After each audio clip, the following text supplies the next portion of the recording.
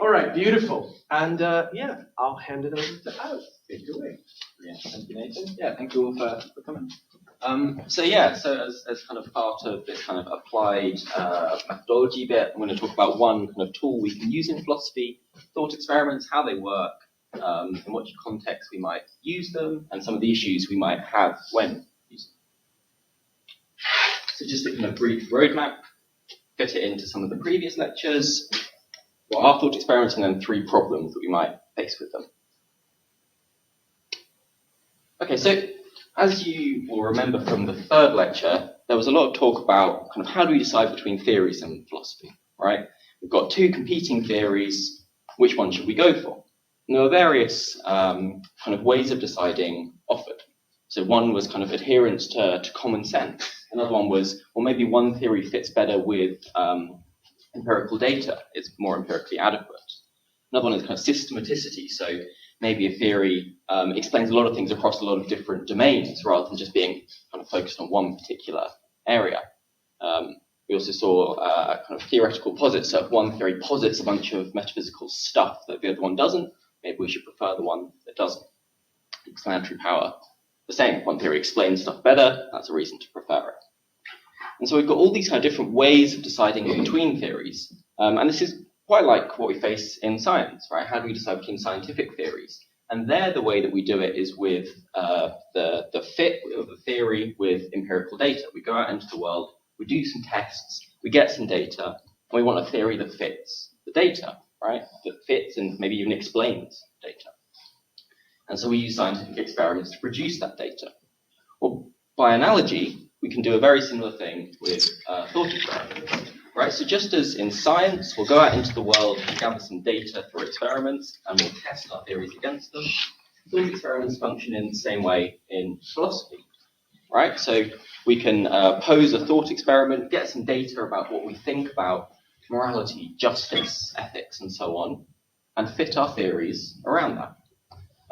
The nice thing about philosophy, though, is that we can do it all while, as in the picture, sitting under a staircase. We don't actually have to go out into the world to gather any of this data. We can just sit in our armchair and think about stuff, and magically that somehow gives us philosophical knowledge. How does that work? So that's what I'm going to be talking about today. Okay, so with that introduction out of the way, what are thought experiments? What is it that we're actually talking about here?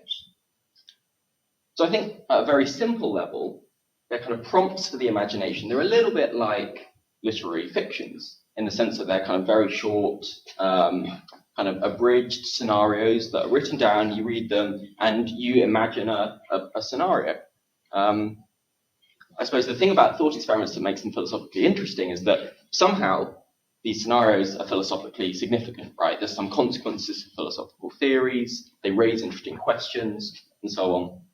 I think the relationship between fiction and thought experiments is quite an interesting one. That's something we'll come back to a bit later, as to whether there's a sharp distinction there.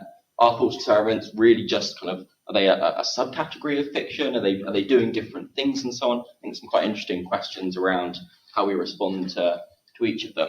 But I think that's a kind of basic comparison that can kind of help introduce it. But I think the best way to really introduce thought experiments, because there's a lot of different ones that do different things, is just by going through a bunch of examples. So I think some of these you will have definitely come across, maybe a couple of them you won't have, but I think the best way to kind of see what's going on with thought experiments is to just go through a few cases. So here's one that I'm sure many of you will be familiar with, the ship of Theseus. So the kind of setup is this. You take the ship of Theseus from Greek myth. I don't know the story, but I'm sure there's some rich story there. Over time, the ship was repaired, and they replaced every single plank and oar and sail in the ship. Right. So you started out with one ship. 10 years later, you replaced every single individual part of the ship. 10 years later, when they've replaced every single part of the ship, is it still the same ship that you started with? Right. So maybe can we do this with a brief show of hands? Who thinks, yeah, that's still the same ship 10 years later? You've replaced every single bit. Still the same ship? Yeah? Does anyone think it's not the same ship? It's a different ship? Yeah? Anyone not sure? Not sure? Yeah, so maybe someone who thinks it is the same ship.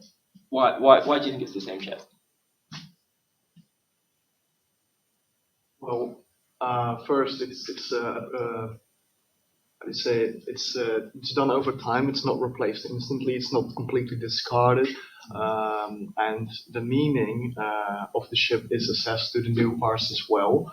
And I think it dwindled from the parts they threw away, they discarded. If someone assembles the discarded parts again and would reassemble them to the original to make a copy of the original ship with the original parts, it would actually be still a copy of the ship because it doesn't carry the same meaning. Yeah, so it'd be kind of, it wouldn't be the same ship, it would just be a mere copy of it. Yeah, go ahead. But in one sense, it could carry the same meaning because if you compare it with the stories you had with it, the voyage, Theseus went on the voyage, it wouldn't look differently at the ship over time. So there's a meaning that's still relevant in a sense. Yeah, interesting. So then maybe there's kind of something about the ship that is kind of essential to it, that it was the one that underwent that voyage, and we're not sure whether this ship with all the bits replaced has really got that same properties. Maybe that's kind of different in that respect. Yeah, go ahead. I think the story is also part of the identity and the history of the part, and their new parts, not the old one. Yeah. Making it. Yeah, so I think what this illustrates that is quite interesting about some thought experiments is that we can have kind of reasonable disagreement about them, right? So with the scientific experiment, I mean, sometimes you get disagreement about scientific experiments too, but for the most part, the idea is that you do an experiment, you get some data, and that's kind of it, right? You've got the data, can't argue with that. But here, as we've seen, we've set up the case, and we've seen that people can say, oh, well, I think it is the same ship because of this, I think it's not the same ship because of that. So this is a thought experiment that kind of raises some interesting philosophical questions. Maybe it doesn't really give any answers to them, right? We have to give the answers here. But it raises some interesting questions, and that's one role that I think thought experiments can play. Okay, any other questions about Ship of Theseus stuff or views about it? Okay, so here's one that I'm sure you'll all be familiar with, another very famous thought experiment. So this originally comes from Philippa Foot in the 1960s. Commonly known as the trolley problem. So the basic setup is this. You've got an empty trolley, nobody's aboard it, it's rolling down a track, and you are this person here. So the empty trolley is rolling down the track, and if you do nothing, it's going to keep going and kill these 5 people. You're going to run them over, squash them, they're dead. However, you can pull the lever, and that will divert the trolley to kill this one person, right? So your 2 options are do nothing, trolley continues, runs over the 5 people, or pull the lever, and it will divert and kill the one person. So what about views on this one then? Who thinks you should pull the lever? Yeah? Who thinks you shouldn't pull the lever? Who's not sure? Needs to think about it more. Okay, so anyone who thinks we should pull the lever, why is that? In more lines of personal morals, I think that as people we have a certain moral responsibility to one another. And you could call it supererogatory action to switch the event. Of course, it's a part of, are you actually killing someone or are you saving lives? Blah, blah, blah. To me personally, the person is theoretically already in danger. It's just a matter of chance that the tracks are not led in their direction. And if looking at the value of human life in general, saving multiple lives would be better than saving only a single one. Yeah. So one thing you said that was really interesting there is that potentially it's kind of supererogatory, right? Maybe you're not obliged to, you're not morally obligated to pull the lever, but maybe it would still be a good thing if you did it, but you don't have to do it. Do you think that's right, or do you think you have to do it? Well, for some, it is a supererogatory action because it is something that if you don't do it, you could say that you are not to blame for it. Yes, but like to my personal moral compass, you are, because you did have the opportunity to, without a lot of, well, of course, it will take a lot of mental toll without a lot of physical toll to perform said action without a lot of harm done to you personally. And I think that in that case, it is your responsibility to take that action. Any other thoughts on the problem stuff? Whether you should or shouldn't do it, or does anyone? Yeah, go ahead. Yeah. Yeah, I think there's a distinction between should and would here. I think we can all rationally agree that it would be better for just one person to obviously be run over than for 5. But I think that for many people with reasons, the question of responsibility is people feel more responsibility once you performed an action that has actively killed one person than not performing an action and letting it happen that 5 die. So I think I think all of us want to rationally say, obviously, let's just pull the lever and do the one person, but I don't think, I think that's the whole question about this problem is about responsibility and obviously also about morals and, Yeah, no, I think that's exactly right. So I think what's tricky about this is the fact that kind of whether you're just letting people die, or whether you're kind of killing or making people die, right? There's a big moral difference between the two, whether you're just letting people or doing it actively. Yeah. I think it's a very utilitarian approach, right? Thinking that 5 persons are worth more than 1. Yeah, so I mean, yeah, you can just kind of calculate the kind of expected utility of each and say, well, okay, well, it's better consequences if we pull the lever, let 1 die rather than 5. So yeah, I think a utilitarian answer to this would be, yeah, you should perform the action that maximizes the produces the best consequences, and that's pulling the lever. I think that's right. Yeah.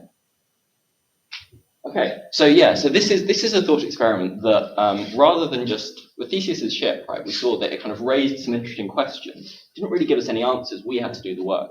This one seems more kind of connected up to, well, I mean, many people think that we should pull the lever, and that kind of gives us some data against which to assess our moral theory. So, as was just raised, the utilitarian, if we think, yes, you should pull the lever, then the utilitarian will say, oh, well, that's great. My theory says that we should too. So that's a reason to support my theory.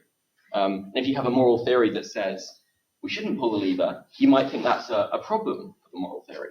Because we think, no, you should pull the lever. The theory says you shouldn't. That might be an issue for that theory. All right, so here we're starting to see how thought experiments can be used to test theories, right? Like scientific experiments, we get some data. We think maybe you should pull the lever, and we can assess our theories against that data. Okay, so here's another thought experiment I'm sure some of you may have come across. So this is originally kind of raised as an objection to Kantian deontological ethics. And the setup is this. So suppose I know that someone is looking to murder Nathan. Right? I know that someone's out to get him. And I very generously offer to let him hide in my basement. A stranger comes to knock on my door. They've got an axe in their hand. They're clearly looking, they ask me, where's Nathan? They're clearly looking for Nathan. They want to murder him. Should I tell the stranger the truth? He's in my basement. Or should I lie? Right? Should I say, oh, well, I haven't seen him for years. I haven't seen him for weeks.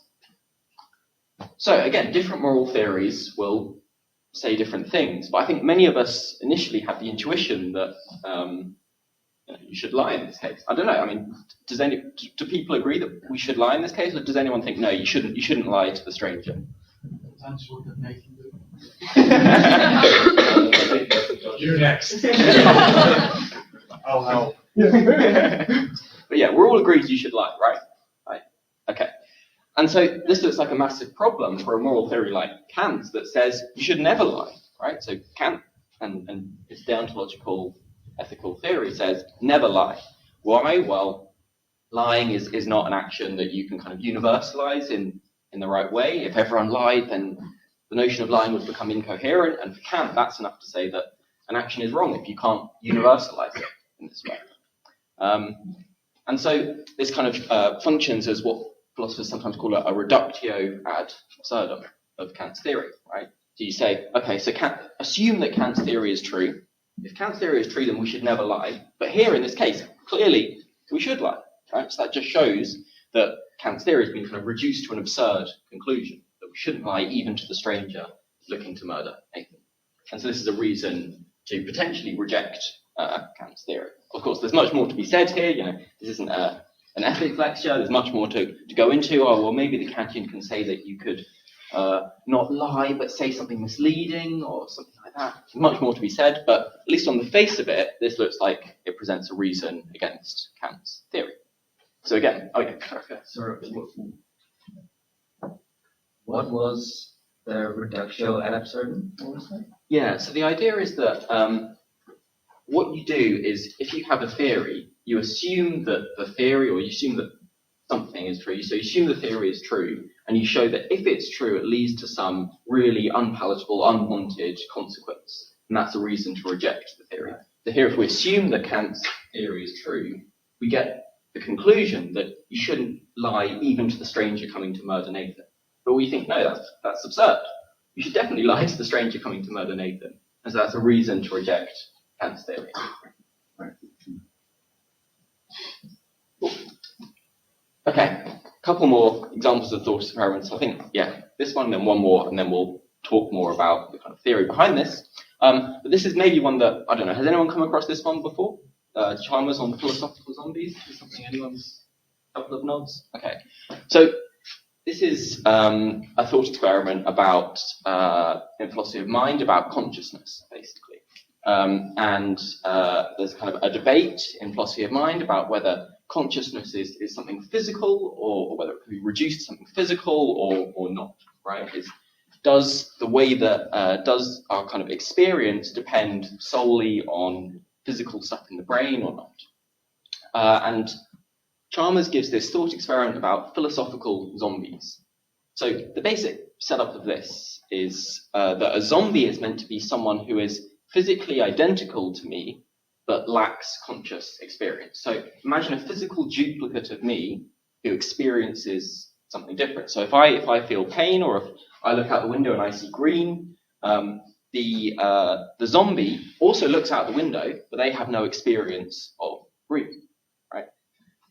Question is this idea of a zombie, is that logically possible? And if they are, this is meant to have significant consequences for the nature of consciousness. Because if we could have a physical duplicate of me that had different conscious experiences, what that would show is that consciousness is not reducible to just physical stuff. So this is an example of a kind of different use of thought experiments in metaphysics, where the idea is to kind of imagine a certain scenario and see, okay, is that possible? And if we think it is possible, that has some consequences for our philosophical theories. Interesting, this is a very controversial thought experiment as well. People disagree a lot about, well, are zombies possible? Even if they are possible, does that entail much about the nature of consciousness? Yeah, this is a very, very controversial thought experiment, but a kind of interesting example of a different way that thought experiments can be used. Any questions about zombies? Philosophical zombies. It is worth saying that this one, I mean, the trolley problem gets a lot of play and there's a lot of discussion. But in philosophy of mind literature, there was a period of time when this was basically the only thing being discussed. This and Mary, who you guys might have heard about. Yeah. So Mary is basically a kind of version of a philosophical zombie, in that she has all of the information about color perception and what color is and everything, but she's never had the what it's likeness. And zombies are meant to be missing that sort of what it's likeness. Excellent. So one final thought experiment, again, this is one that you might have come across, is Robert Nozick's idea of the experience machine. And so the setup is this. Suppose there were a machine that could give you any experience you wanted, right? So people, kind of super duper neuropsychologists could kind of hook up your brain such that you have all the experiences you want to have, even if you're just kind of sitting there, or you're a brain in the vat, as in the picture. So you're kind of floating in a tank, but to you, it seems like you're having all these great experiences. You're doing all the things you ever wanted. You're having amazing holidays. You're traveling. You're doing whatever you want to do, right? But it's all not real. It's just your brain's hooked up and it's kind of feeding you these experiences that aren't real. So the question is, should you plug into this machine? It's going to give you all the experiences you want. You can kind of program it ahead of time, say, I want this, I want that, I want to be a rock star, I want to do this. You have all these experiences, but it's not real. But you won't know that it's not real when you're having the experiences. The question is, should you plug into this machine for life? Does anyone think, well, who thinks we should plug into the experience machine? Does anyone think we should? Well, I have a thought that makes this experiment a little harder, I think. Yeah. When do we get asked? Like for example, have we completed our world and universe in such a sense that we only need to maintain it? And if we do not use as much resources when we connect to this experience machine, this does mean something of a pleasurable, great life, but we still have we don't have any moral how do you say it? Duties anymore, or are we still in today's world where we somehow still still have to do a lot of things to maintain our world? That's the question. When do we do it? Yeah, so that's interesting. So here, what's interesting about that question is that you're asking for more information, right? And we'll see later that one issue that you sometimes get with thought experiments is they're so short, you don't have all the information to make decisions. So you're saying that maybe it depends on, if it's the current state of our world, maybe we have a duty not to just go off into the experience machine and kind of pretend that everything's great in the world when actually it's environmental collapse and everything's falling to pieces. But maybe if everything were fine in the world, then maybe it would be okay to plug in. Yeah, so that's interesting. So here, kind of more information might be required. Yeah. Yeah, go ahead. Well, to me, it's sort of, I'm not entirely sure because let me know my gelijkstellen aan. Wat is dat in Nederlands? Yeah, equating it to, yes, thank you. Well, I'm equating it to, and let me know if that's wrong. Say I have a lot of experiences with a dear friend, but then it turns out that friend was actually lying to you all the time, and in actuality they hated you. So in the end, it turns out that those lovely moments you had with that person were fake. And in the moment they seem lovely, but in the bigger picture, outside of your own personal experience, it's all fake. So to me, it sort of depends because, of course, afterward I know that they were a dick, but in the moment you don't. In the moment you really enjoy it, and if you never find out, does it really matter that much that it turns out that they hated you all along? And yeah, I've been thinking about that a lot, and I don't know. Yeah, no, I think that's a really, really interesting point. So if you had to kind of plug out again afterwards, right, that would completely ruin it. Yeah. Right. But yeah, in the case where you're in there for life, you're never coming out of the experience machine, and when you're in, you don't know that it's not real. Yeah, I think there's a really interesting kind of philosophical question about the value of these experiences when they're kind of not what they seem to be, right? Are they still just as valuable if you never find out, or is there still something kind of underlying that's wrong with them even in these cases? Yeah. In my opinion, I think it's a bit utopian to say that nobody would plug himself in, because if you look at today, everybody flees from reality. Everybody looks at its phone. Everybody, you even have VR headsets, and then they go to a different world. So, I think, in my opinion, a lot of people would still, especially with this hedonistic lifestyle within capitalism, I think a lot of people would do it, and maybe even so myself. So yeah, because if you're just looking for the most optimal experience, and if you're a bit pessimistic in this life, you would easily step into a machine like that, right? To give you some contrasting experiences. Yeah. In my opinion. No, I think that's right. I mean, I think the tendency to escapism is very tempting. Exactly. Yeah, especially as was brought up earlier, when reality is kind of a mess a lot of the time, right? It's kind of tempting to escape everything and maybe abandon our moral duties and just go into the experience machine. The question is, should we, right? But yeah, I think yeah, with this it's quite interesting. And again, we can have kind of reasonable disagreement about, well, both like should we and would we, right? There's lots of questions we can ask about this one. So Nozick kind of presumes that, interestingly, that we wouldn't. He says, oh, I don't think we would, and he takes us to show that we value, as kind of came up just now, more than just the experiences we have, but something about their underlying nature is kind of important. If they're all just fake, then that kind of takes away from their value. But yeah, I mean, I think it's debatable whether he's right about that. I think you can kind of go either way. Okay, so that concludes the examples of thought experiments. But what are some lessons that we've learned from these, right? So I think we've seen that thought experiments can do a few different things. So we saw with the ship of Theseus, so that kind of was just raising an interesting scenario. We kind of have some intuitions or some thoughts or judgments about it, and maybe it's kind of like a starting point for questions about the persistence of entities more generally and ships, right? Would it still be the same ship if you replaced all the stuff? Well, the ship of Theseus doesn't give us any answers. We have to work that out, but it gives us a starting point, right? We can say, okay, well, I think it would still be the same ship, and I can build a theory of kind of object persistence around that judgment. As we saw, other thought experiments more directly play a role in philosophical argument, right? So they can function as counterexamples. So we saw that with the axe murderer case, for example. Kant's theory says this. The axe murderer case seems to function as a counterexample to that, showing that his theory is maybe wrong or at least needs some refinement. And so thought experiments in these cases kind of give us some data against which to test our theories. And again, all this kind of feeds into this methodology of cost counting or kind of weighing up different theories by their costs and benefits, right?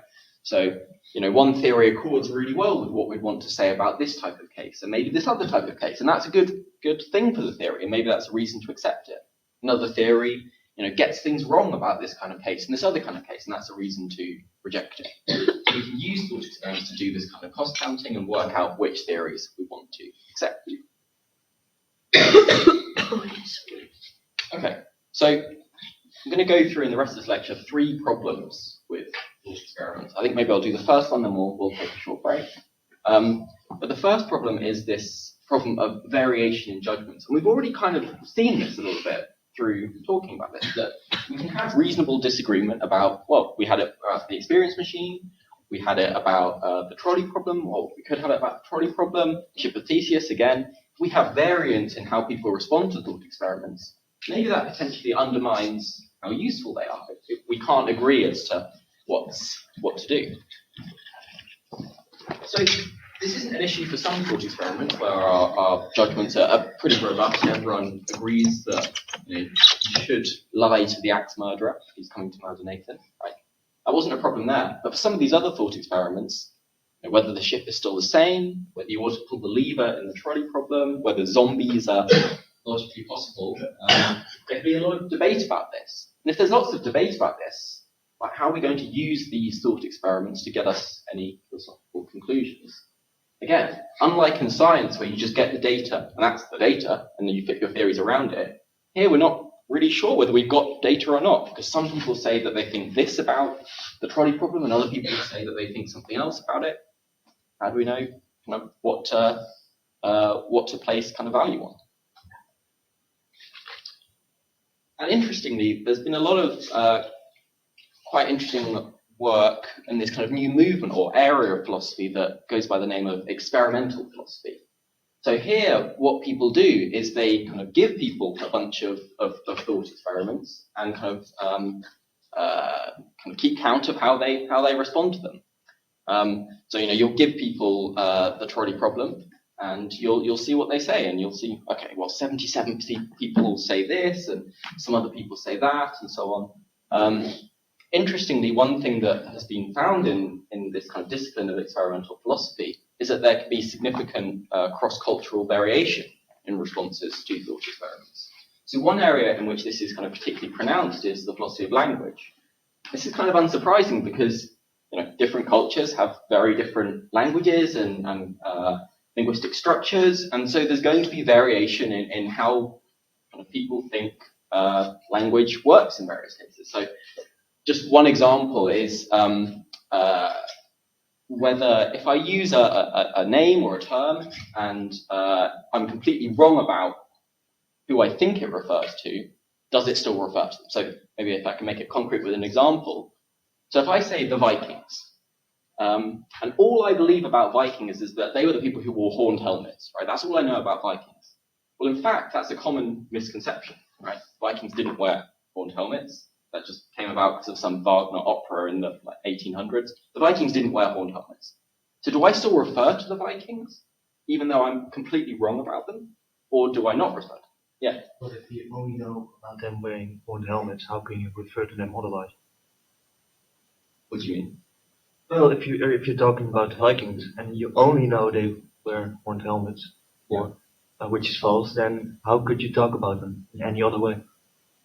Well, I suppose the question would be like whether, when I say the Vikings, do I still refer to those same people, even though I'm kind of wrong about them? Does that make sense? Yeah, But so you think that no, I don't refer because the way in which I would refer would be through the description wearing horned helmets, and that's wrong. And so how do you refer to the Vikings in what context? I just say the Vikings. When I say the Vikings, I'm like, does the Vikings refer to those people who lived in Scandinavia in 1100, or does it not refer because I'm wrong, right? Does it not refer to those people? Yeah. If all you know about the Vikings is completely wrong, I think you. Do you think I just don't refer? Yeah. Yeah. So again, this is quite interesting so people disagree on this. Some people would say, no, I still refer to the Vikings even though I'm wrong. But you're saying, well, if I'm wrong, then how do I refer to them, right? So yeah, there was a question. Oh, no, it was a response. Yeah, go for it. Because you had the intention to refer to those Vikings, and if you extend the way you look at it in your first argument, like okay, you had it wrong, so you're not referring to them. Okay, when are you specifically referring to them then? Because if you look at the details, you're never fully referring to someone because there's never enough details in your description of it. Mm-hmm. So because every Viking could be unique, right, and could have a different name and a different hair color, right? So where do you stop that? I think for me, in my opinion, because you intend to refer to them, even though it's a mistake, you learn from that and then you refer the right way, right? Yeah. I think so. People in the philosophy of language say exactly this kind of thing, that intention is really important to reference and can kind of override my being mistaken in certain cases. So even if I'm completely wrong about the Vikings, I'm not sure. But if I intend to talk about the Vikings, but I just envision a bag of shit, for example, then how is my intention still relevant? Yeah, I mean, people can say they intended anything, right? So you might think that maybe you need a kind of conjunction. You need some intentions, but maybe you need to be at least in the right ballpark in order for that to matter, right? Intention alone is maybe not enough. So there, you've given a nice little thought experiment that shows that maybe just intentions can't suffice. So these are exactly the kind of questions that people in the philosophy of language kind of think about. Interesting as we've seen here. Well, in this case, there's a lot of cross-cultural variation. Something to add.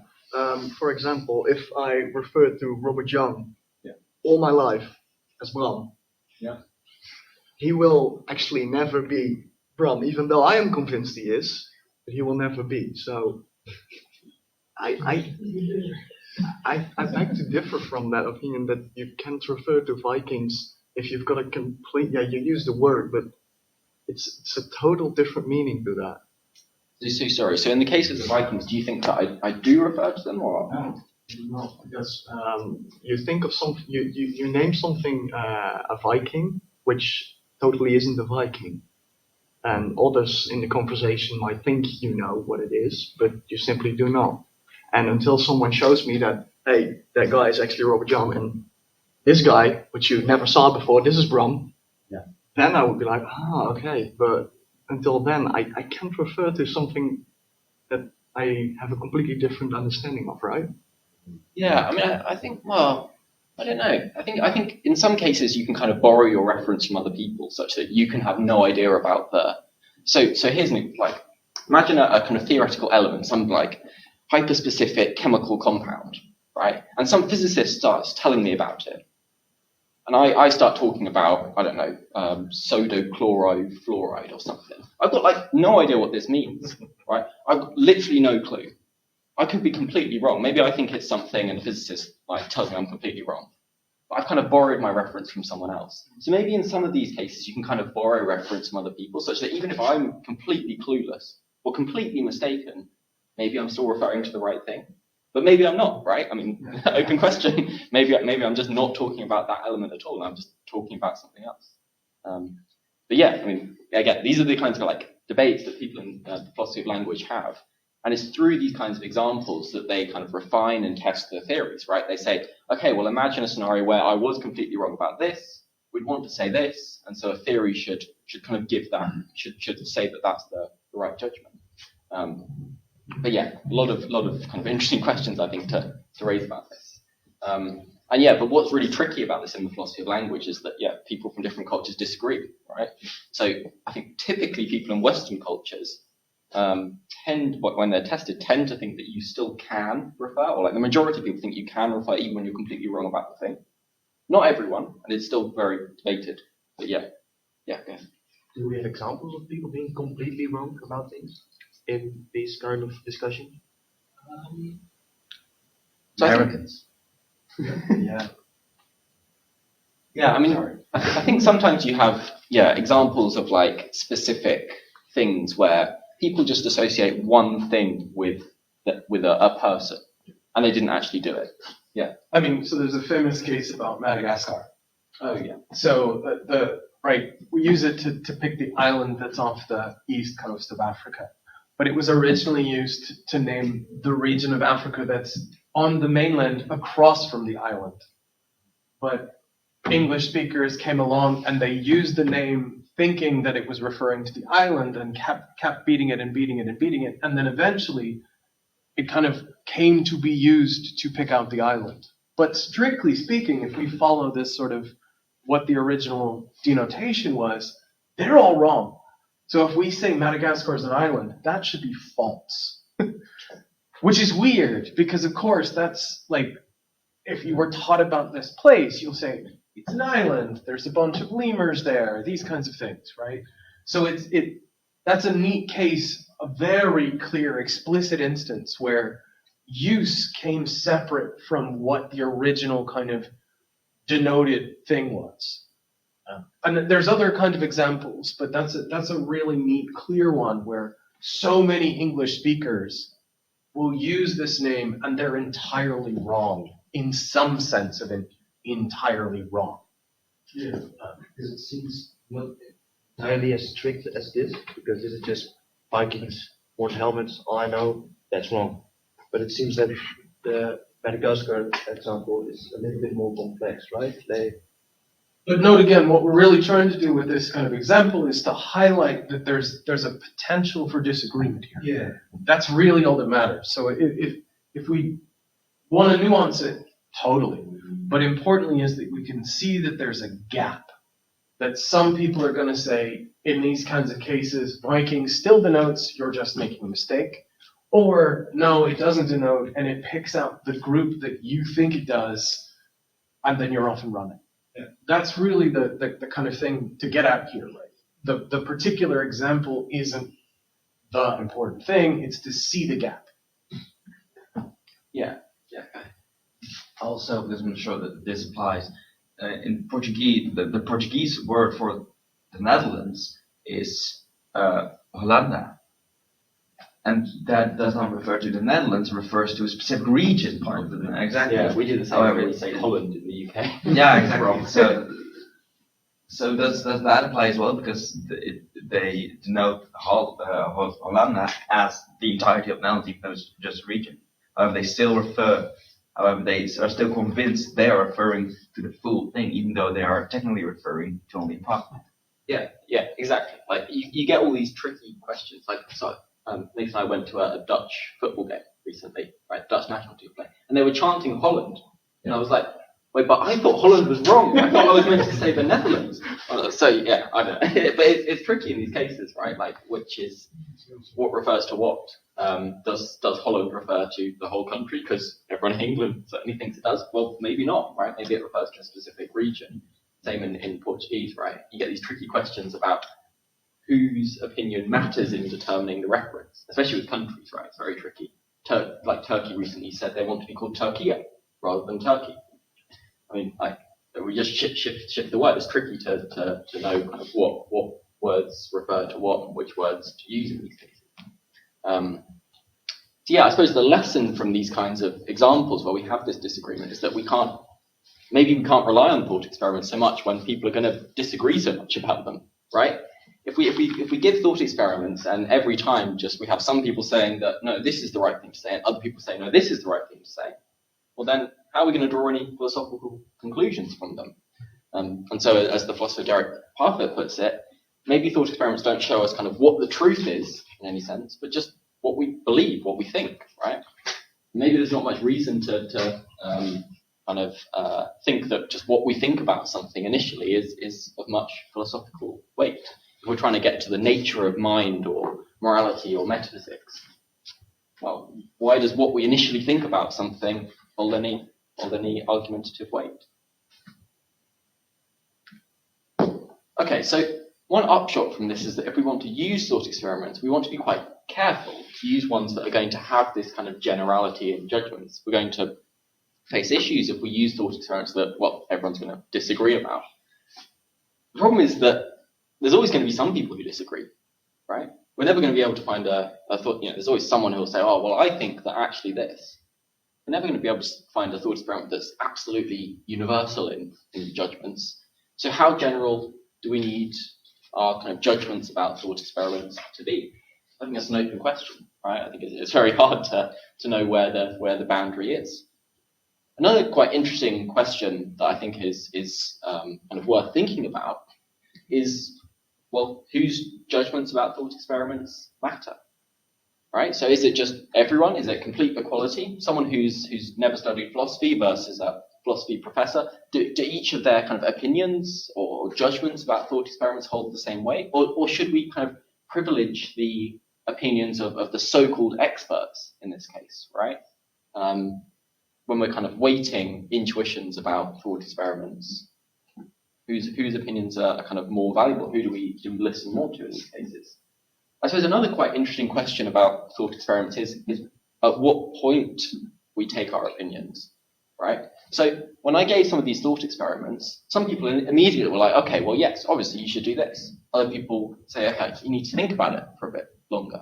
Is it these initial reactions that we should listen to? Do we need to kind of think more about considered opinions, take some time? And those are the judgments we should listen to. So I think there's a lot of interesting and genuinely open questions about thought experiments, right? And these are questions that academic philosophy is dealing with. People work on this, trying to work out kind of whose intuitions matter, in which contexts are they valuable. I think it's quite an interesting kind of methodological debate. But one quite fun thing that I'll do just before we take a break is point you towards this resource. So this is the Phil Papers survey, and the idea is basically to give a survey to a bunch of basically all professional philosophers to kind of get their opinions on various stuff. So maybe some of you have seen this already. I think it's quite fun. So just as a kind of toy example, I thought we'd pull up Nathan's and have a little look at what Nathan thinks about stuff. So hopefully you can all see that okay. And so basically the idea is that you get given a kind of questionnaire, a bunch of questions, and you can say whether you agree with something, whether you just lean towards it, you're inclined towards it, but not strongly. You lean against it, or you think maybe you need more information about something. And so here are Nathan's views. But interestingly, so this is on the website Phil Papers, and for some people, not everyone, but you can see their philosophical views on this stuff here. So if you're wanting to procrastinate, find your favorite philosopher and see if they have their philosophical views on here and see what they think about stuff. It's quite fun. But anyway, so one thought experiment down here is this Chinese room thought experiment. So this is something that's quite similar to the philosophical zombies case that came up. It's, again, philosophy of mind, the nature of consciousness, a bit like Mary in the room example as well. But here are some that we've actually talked about. So with the experience machine, so when we talked about the experience machine, potentially we needed some more information, right? That was something that came up. Maybe as the scenario was given, there wasn't enough in there to make a decision. And interestingly, Nathan seems to kind of similarly accept a similar view where he says, well, we need some more information, right? If the machine is interactive, which we weren't told, right? We weren't told, is it interactive or not? Can you do stuff in it or not? Or is it just feeding us experiences that we just sit there and have? If it's interactive, then we should enter the machine. But Nathan says, well, if it's not interactive, then you shouldn't enter it, right? So once we had some more information about a thought experiment, that maybe can help us our mind. Similar one, so this is teletransporter thought experiment is about personal identity. So this is another quite famous one. The idea is that you're kind of reassembled on another planet, right? They take every atom in your body, reassemble you atom by atom on a different planet, and then destroy your original body on Earth. Is the version on the different planet that's been reassembled still you? As you can see, very similar to the ship of Theseus example, right? Destroy all the planks, reassemble the ship with the original planks. Is it the original ship or not? Similar kind of thing. Trolley problem, Nathan says we should switch, right? So it's going towards the 5 people. Nathan says, yep, we should switch it to kill the 1. And finally on zombies, Nathan says zombies are metaphysically possible.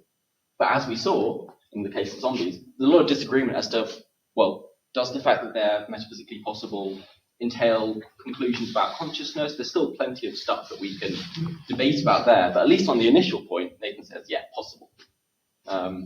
You still stand by all your views? When were these from, by the way? Oh God, it's Like 2011 or something? yeah, a long time ago. That was the first, I think. But I think so. The zombies case is a really interesting one, for example, because I have a paper with my buddy Umit where we talk about how they're possible, but they don't actually give the upshot that Chalmers and people think, because there's a kind of logical gap between allowing for them being possible and then undermining physicalism. But yeah, it was a really fun when the survey kind of came out, and it's genuinely fun to just sort of have a browse around and see from people in the department how many of them are up there. There's not many I looked at. Yeah. You're the only one. Oh, there's a couple of others. Alpha or Imagine, but yeah, it's a neat little thing to kind of browse through, and there's a really big kind of survey results.